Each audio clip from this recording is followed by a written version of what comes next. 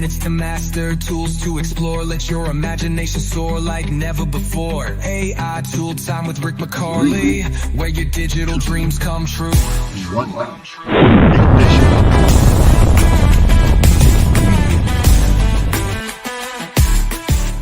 McCawley, the AI guy, and tonight, yes, we're going to go back to NotebookLM. So there's a couple of things that I want to talk about, and tonight I'm talking about all the different projects I've done, literally 300 in the last week alone. And that means I've made infographics, I've made an audio overview, or video overview, I should say, and we'll take a look at some of those, and I've made slide decks for each one of them. Just to get you started, Dario Amodei's idea of a machine of loving grace, that AI can be aligned with us for our greater good, brought me to take this image of myself and to upload a picture, a majestic, benevolent angel spreading large wings, holding flowing ribbon banner, reading machine of loving grace. On the left side, the dark, stormy clouds with personifications of gluttony and greed, offering sweets and temptations. On the right side, radiant golden light, illuminating a diverse group of gentle angels representing the global humanity and virtue. High detail, dramatic lighting, museum quality masterpiece, and I think I added a golden frame. And look at this. This is Gemini. I uploaded that one picture of my face, and look at what it gave me. So the Renaissance style is what I'm suggesting that it do. There is greed and avarice and gluttony and all the rest of the 7 deadly sins on the left. So this was a project I did on what is our impediment? What's wrong with us? So the deep dive in my intellectual thinking that I do at least 2 or 3 hours every night before I go to bed, as I say, how do we align ourselves so that we get rid of? In fact, I think we should evolve past the 7 deadly sins. They were there born of a purpose. So the idea of a man, a biological man in the Cro-Magnon days, is you drag as many women into the cave so that you could have the most offspring, so you could be the most successful in spreading your seed. Well, that doesn't work for us anymore, unless you're Donald Trump, of course. And of course, he's worthy of every single one of the 7 deadly sins, and he's the poster child for them. But I think that's what stops us from being better humans. So what are gentler angels? So Machine of Loving Grace, if you don't know about this, was not only a song back in the 60s, but it was also as we move in through technology. So I've been talking about this and thinking about this in all of my music and all of my plays and all of who I am, is to be born of the purpose, to always give and share, to be of service to the entire community and the world, to have moonshots like we just witnessed that I'm landing, and I need your help to do it, is to be the better version of myself every day. This is my born ikigai. This is me looking at my background and knowing that inside of me is the serotonin hit of wanting to have more money and have more women and have more this and have more that. Eat too much. All right. That's why I'm a type 2 diabetic. So I'm guilty of these, but it's time that we, as we build this God-like character, the artificial intelligence that we've made, that we align it to work for us, to speak to our greater angels of our idea. So this is how I couched it. So I started thinking about the news of today, right? And so I saw someone posting that China has a new law already enforcing it, mandating that all AI-generated content must be clearly and technically labeled. So this is how I'm using large language models. I'm using Gemini in this case. And I fed this article that was on an Instagram post that listed these 3 different things. So the second one is the EU Act, full force 2026, next year, requires AI generators to add a machine-readable truth label to any synthetic content with fines of 15 million euros for failure to comply. So that means Facebook, if they want to do business over there, is going to have to put that label on there. They have gotten away with hell in this process.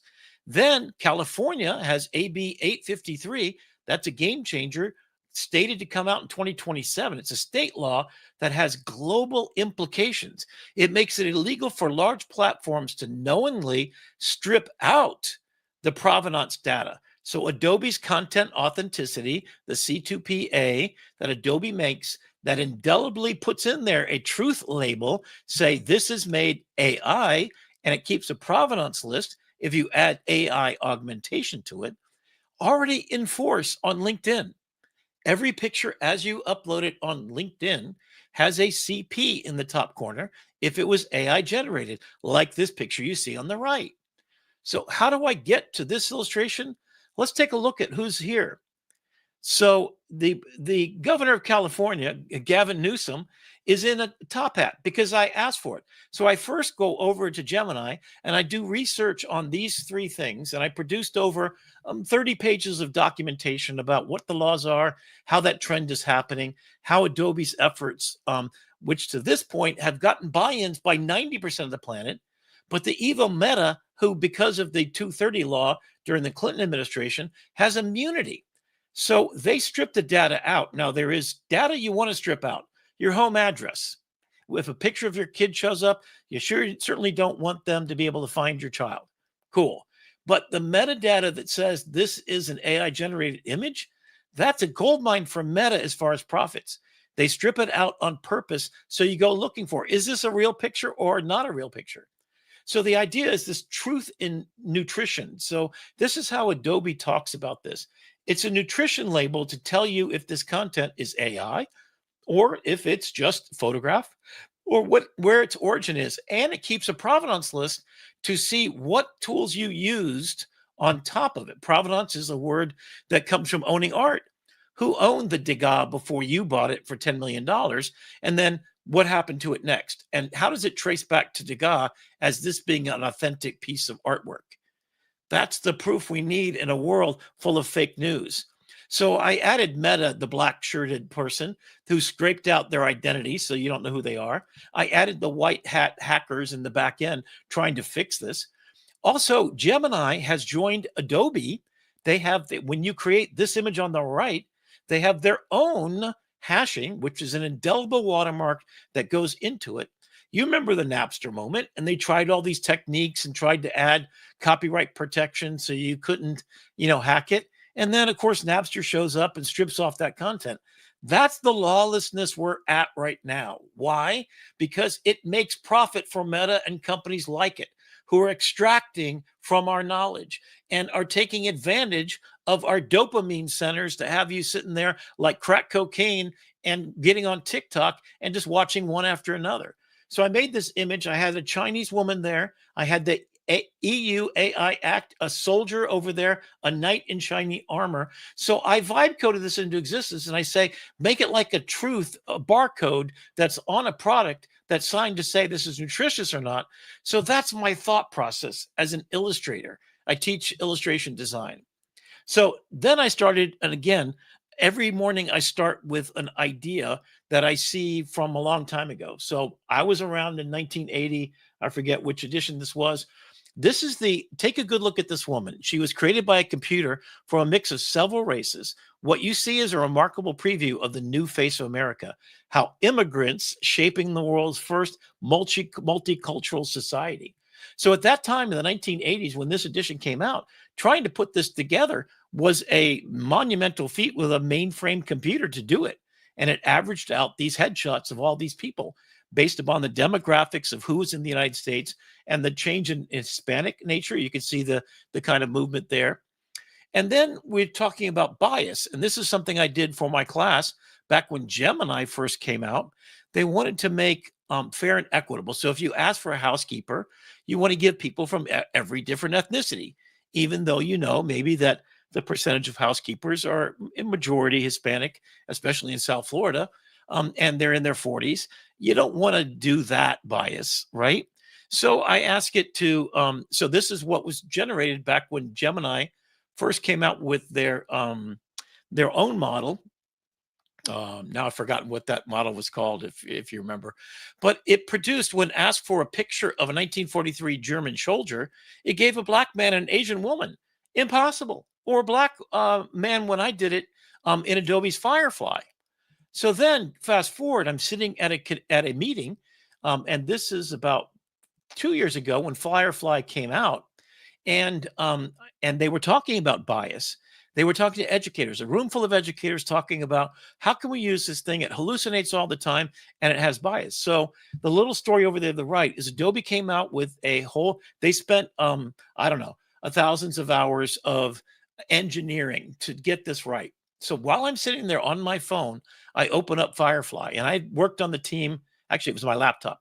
And while they're talking about this, I prompted it to make a photograph of 5 women, 5 people, nurses. I said 5 nurses in a hospital setting, professional photo shoot. I didn't say, give me the demographics of the United States. But simultaneously, I went to ChatGPT and I said, give me the demographics for nurses registered in the United States to be nurses. Here's the breakdown. Female, 86%. Male, 14%. White, 65.3%. That's why you've got, and then Black or African-American, Latino, 9.6, Asian, et cetera, et cetera. And it gave me this image because Adobe engineered at least some compliance to get it to look right. So then I decided to go deeper and I thought, what is all the bias? So a friend of mine posted this picture. He used 3 different large language models. Little did he know Nana Banana was behind them. And he just looked for a picture of a woman. It produced this picture on the left. So I asked, what is the machine average? That means that the lion set of database of images are mostly, because the internet is, mostly European-centric or American-centric, mostly white people privileged in the majority. So it's trained on images that are of white people, that the average woman is a green-eyed white woman you see on the left. So the training bias based on Lion 5B, which is the big language model, and that's another story for another day, but it was created as a nonprofit organization. So all of the models trained on it, Midjourney, everybody. And then other things like Midjourney started to gather more images. Then they started to consume their own content. As people uploaded pictures, they trained on that. So if you look at what the average is based upon what I call the machine's AI Eve. So this is Eve. If she was a woman, she is the training bias 63% white European, 11% African American, or African, Black and African. South Asian, less, greater than 5%, East Asian 3%, Hispanic, Latino 2%. And that's what you get. If you ask for President of the United States, of course, you get a white male, because that would be accurate to the demographics. So bias is created by what you're trained on. So if you didn't know this already, it misidentifies Black women in, all the time for committing crimes. So if a police department's got a Black woman in custody, they can't tell if this is the right one or not, because the language model was not trained on Black women.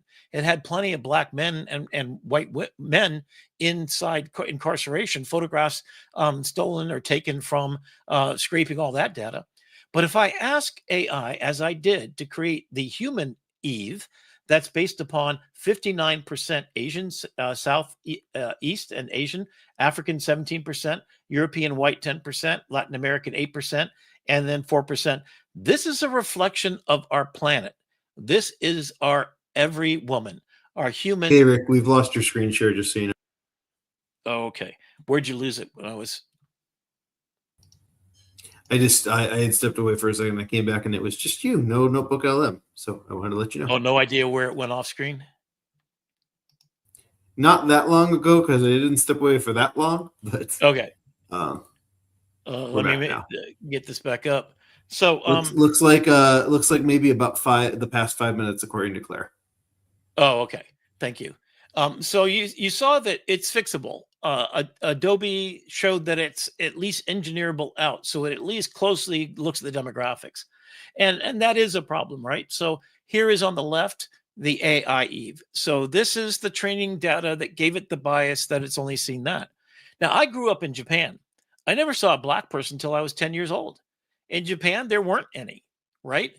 In fact, we were a family of a redhead and a blonde, my 2 sisters.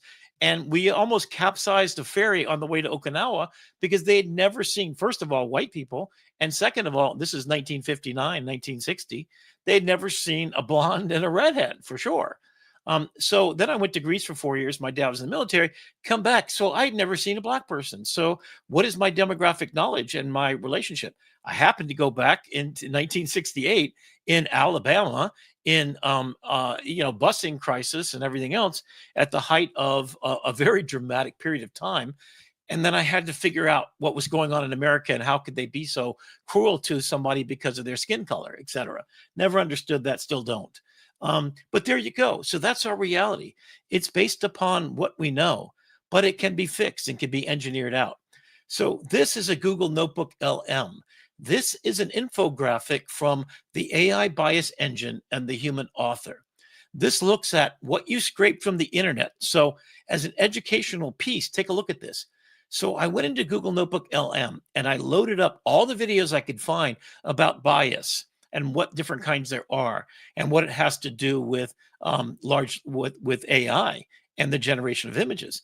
So I put in my pictures of the nurses you see down at the bottom from Adobe and the historical figures that are white male in the 1943 German uniforms. So it had that context, and it said large language model privileges blindness, cognitive bias, availability heuristics, Hey, Rick, historical versus. We've lost your screen share again. I don't know what's going on with your tabs, but we've lost it again. Okay, maybe I share just the PowerPoint. Would that help, you think? Let me see. I don't see the PowerPoint as a window. Yeah, I'll share this. I don't have any audio. Let's see if that works better. Is that showing now? Yes, sir. Okay.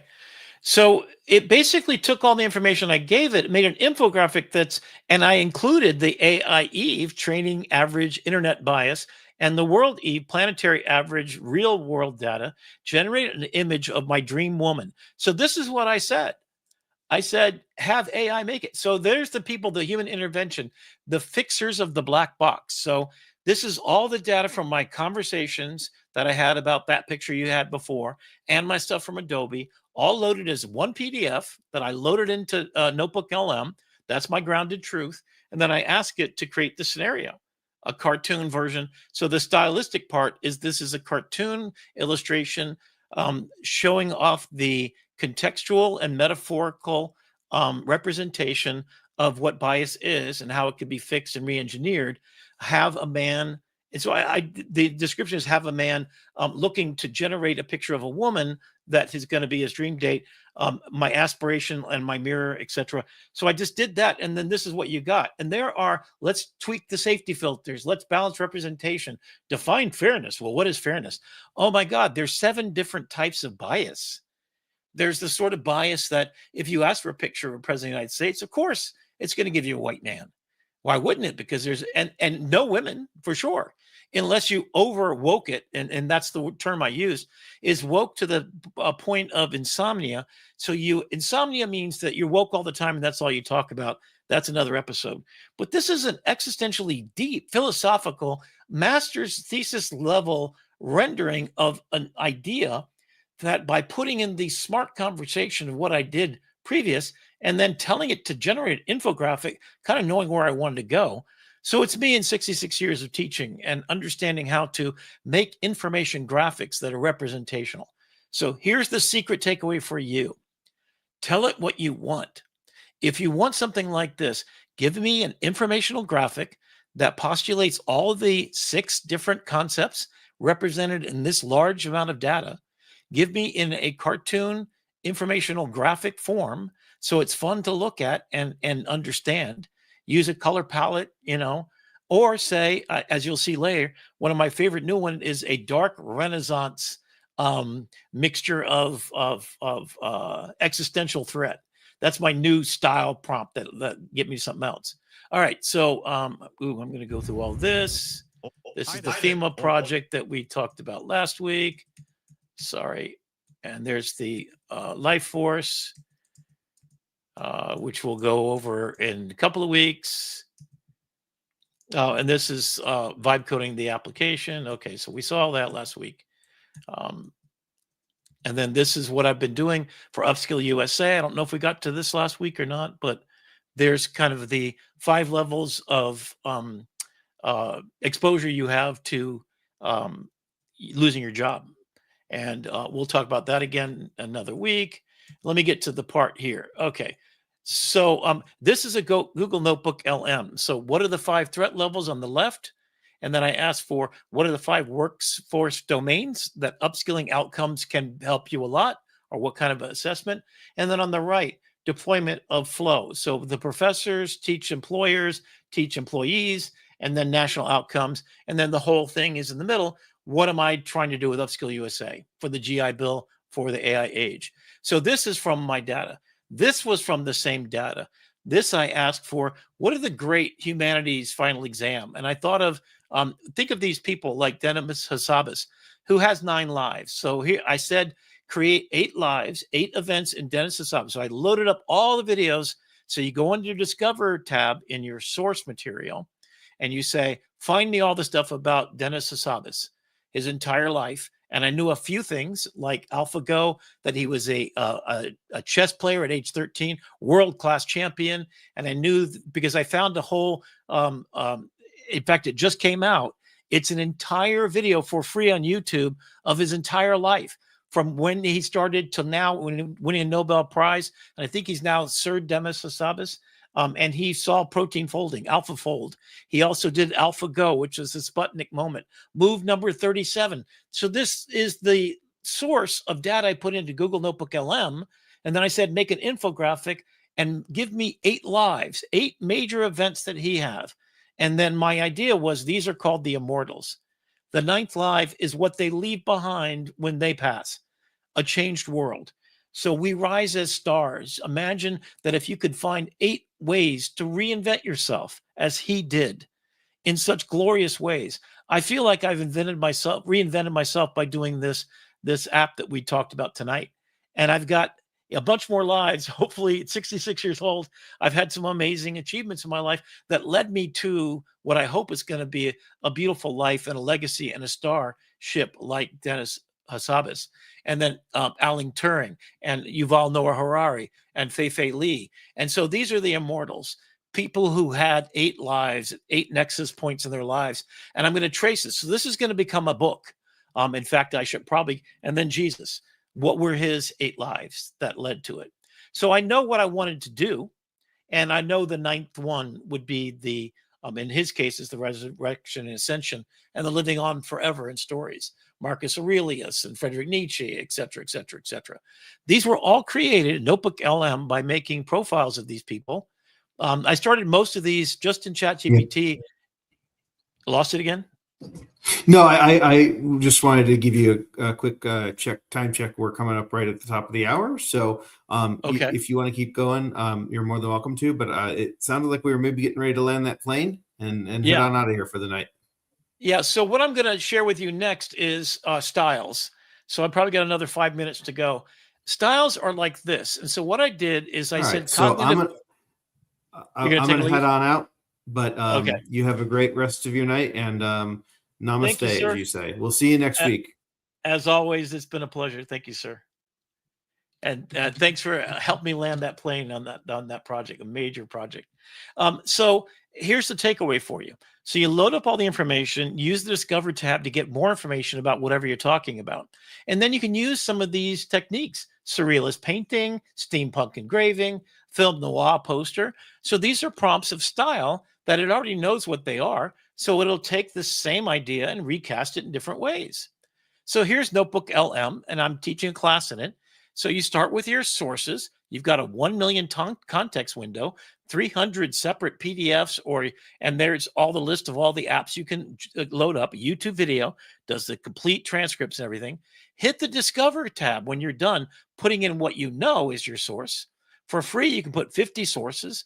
That means the entire transcripts of of Dennis Hassabis's entire documentary about him. That alone would give me that illustration that we looked at earlier, right? Because it talks about all those things. So all I do is put that in there, and it has the entire thing. Then you have a chat if you want to sort of focus your attention to certain things. I have taken giant projects which have 300 different things in there. So I loaded up all of the major applications that I use every day. And I did a deep dive and I said, search for the best stuff on NotebookLM, on Nana Banana, blah, blah, blah, and the techniques and things you can do with it. Then I'll just go over to my sources, turn off the button next to those sources, and then ask it to define in my generation of a overview, tell me the best things I could do with Nana Banana, tell me the best things I could do with NotebookLM for educators. So I prompt it in my studio, which is the end of the process, to make it. So this same exact information graphic done in this style, which is more of a cartoon infographic, gives me this 1980 style. So on the right, what am I doing? I'm putting in PDFs, MP3 text files, billions of context window, if that's more correct. And then I query it, that content, define connections, query your grounded knowledge, research assistant, and then I then go to create artifacts in the classroom. So this is how I'm teaching it to students and educators. You're using it for quiz and assessment, video overviews, slide decks, infographics, and you're prompting for the best results covered in the class. So that is curated knowledge, the library, Gemini query and connection center, and then classroom artifacts and output creation. That's what it is. So then I said, let's make this, and the keywords are here, in the style of parchment from the Library of Alexandria. I want you to make an infographic that shows off the main features of Google Notebook LM on the left, the sources in the middle, and chat on the right. Studio, what are all the capabilities? And then the rest that you see there. So that's what I use. The top part, I just changed the style to whatever I want, and I got this. So this is the same information that I got from the previous ones you just saw, but by putting in there in the style of parchment paper from the Library of Alexandria. There you go. So it's using the style to take the same information. Now, this is too much text. So here's another little tidbit for you. Ask it to have headline only text, because while I could go back and fix all this, and it's not too far from the truth, this is incredible detail. And what I've actually done in this particular one is I fed it to Gemini, and I said, make sense out of these words. I went back to the same conversation where I started the process to go into NotebookLM to generate my content, trying to figure out how to explain NotebookLM. And then it regenerated the text. So I could go back and retouch this and get it absolutely perfect. But you've got the foundation, the engine, and the factory. And those are the three things. So then I said, Renaissance style painting illustrate the ideas of the American Civil War, where we are and who's fighting whom, and what the most difficult things about the AI age in America is: modern disinformation, social media, chamber mode, personifying, that means it's going to put people in there to illustrate. Visuals that illuminate the ideas with the very few words. That's the magic words right there, right? Very few words, but strong conceptual personified art look at the artificial intelligence and its potential future effect on the discourse for the good and bad. There you go. There's a Renaissance painting, the digital panacopia, the secondary dark abuse, the Falcon app, Palantir's immigration OS. So this is all the stuff I put in there. The problems with the world, the deep fakes on the right, the large language models dividend, the fact that Facebook was stealing data from you, so they get a dividend by fracturing America. So this is personified what I was trying to say before. But here's all of the facts: immigration enforcement, secondary dark abuse, the digital the government builds NSA's PRISM program. So this is the evil dark on the right, and these are the effects on the human people. Holy cow. Beautiful Renaissance-style portrait of Dennis Azabas. Large portrait on the left with metaphorical illustrations of the top impact Demis has had on the world of AI, biblical allegory style.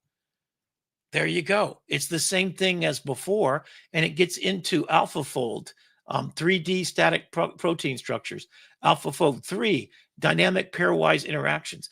And there is the DNA in the protein folding. And he's dreamed of full in silico simulation of the virtual cell to 100x the speed of wet lab experiments, eventually modeling the origin of life from primordial soup. That's what he's working on right now. So this is the same data, but this is the different outcome in a Renaissance portrait. Beautiful Renaissance portrait. There we go. And there it is again with a slight change. And I didn't put the top 5 impacts. I said, there's 5 impacts, right? So steampunk engraving style, give me a visually rich, photographically cinematic, dark gray background, metaphorically personified. I love metaphorically personified. Use images to convey ideas with smart images that speak as in metaphor. And I've also started using in the way that biblical stories tell the story in pictures. So I started doing that. There you go. Same information. Let's try that in a WPA federal art project style. Give me visually rich, photographically cinematic, dark gray background, metaphorically personified. Same information. There it is. The deep questions for the AI age. And there are the 9 different things: reality and simulation, agency and control. And I should have asked for less text, but this is great. You've even got Alan Turing in the top left, the nature of intelligence. Intelligence is not a monolith. That's a quote from Alan Turing underneath there, right? You can't quite read it, but this is incredible. And you've even got Zuckerberg and the leaders at the bottom, right? ChatGPT. Give me a visually rich, cinematically, blah, blah, metaphorical, personified. Look for the biggest deep things in artificial intelligence. There you go. There's the 9 ideas. And guess who's at the bottom? Elon, Mark, and ChatGPT CEO, right? So it's all there, the homogenation of culture, the future connection. And then it added, because I put the matrix in there and I put her in there in the places where the human connection, and it used the reference to the meaning of her. This is a knowledge cornucopia. So dark background gray. So these are things I use again and again. Art as a verb, giving me the 6 different levels of technology and their impact on humanity. And the age of the aura, where the object is an art object of, there's only one Mona Lisa. You have to be in the presence of that.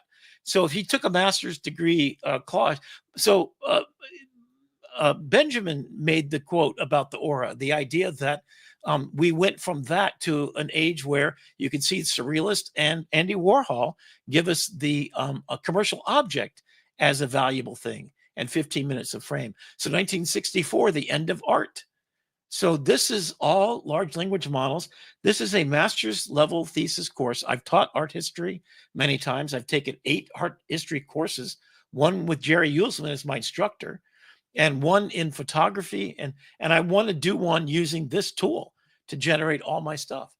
Human displacement jobs, existential loss of meaning and power, fake news, propaganda, high quality Renaissance painting, biblical nature in nature, cinematic, beautifully metaphorical presentation, artificial intelligence, the age, blah, blah, blah. Wow. Wow, wow, wow. You know, so this is a recasting of that same knowledge in all of these visual representation. Here's a Jordan Peterson in this sort of Renaissance painting architecture. And this is everything. If you know Jordan Peterson, this is every YouTube video, and I had it searched for me. So I just said, I went in there and hit Discover tab, and I'll show you that in a minute. I'm just going to run through these high quality Renaissance painting. This is from the PowerPoint, the second creation, an illuminated manuscript on the age of artificial intelligence. And this is one of the slides that came out of it. The silent collapse of unemployment.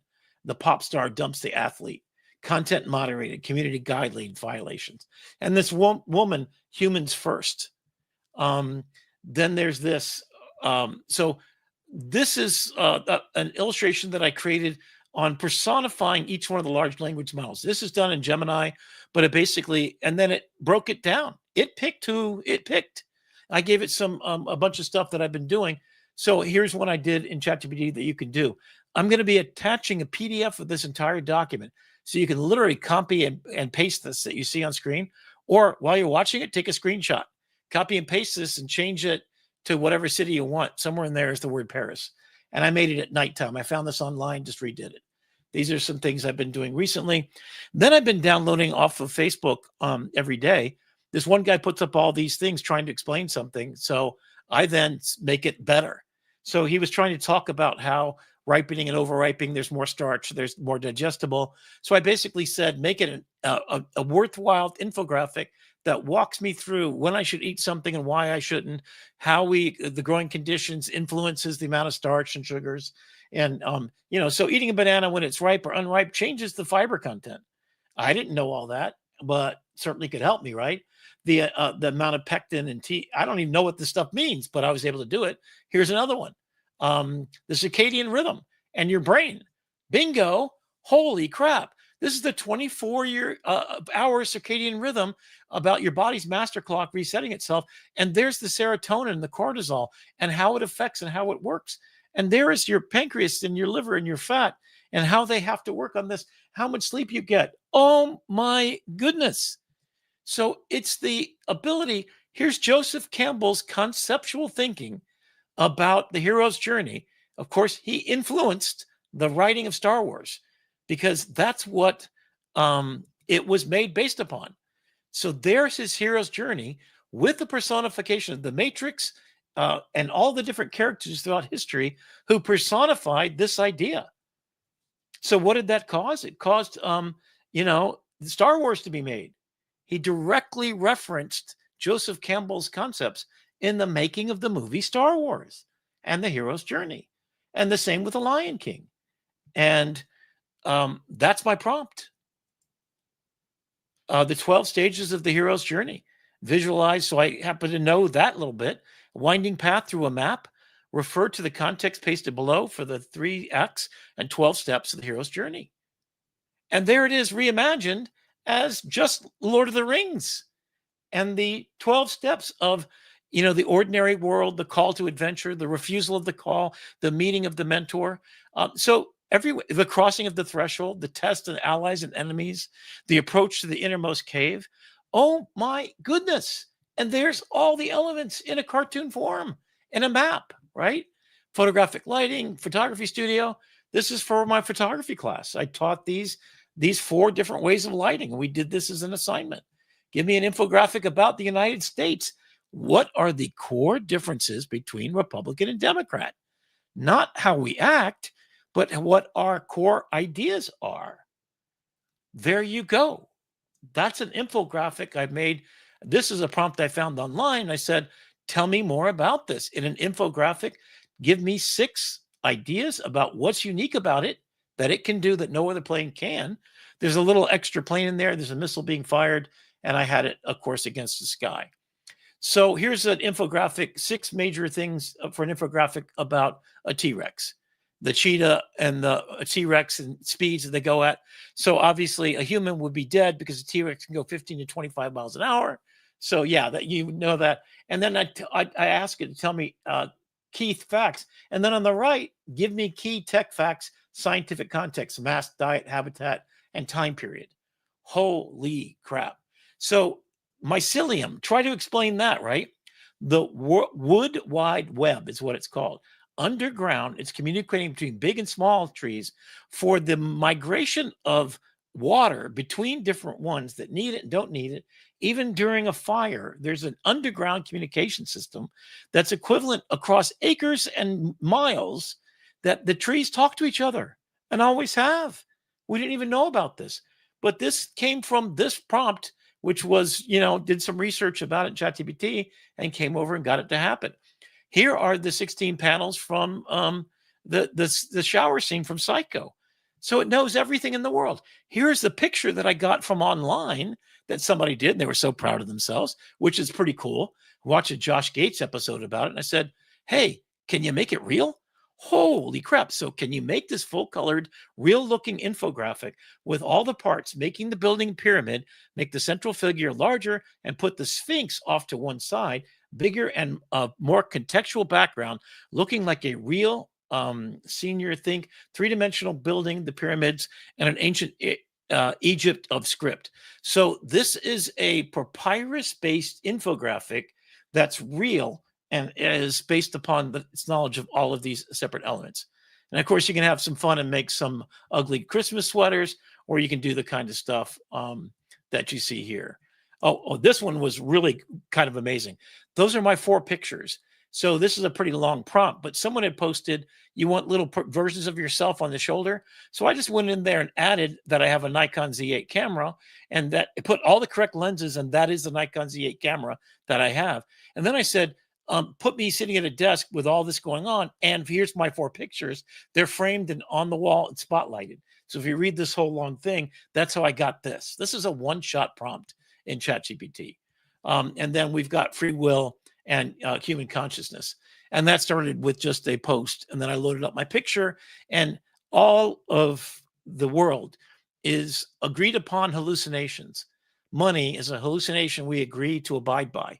It's a contract between nations, how we exchange that money. It's a contract between you and your bosses. So it's a long conversation of what is consciousness.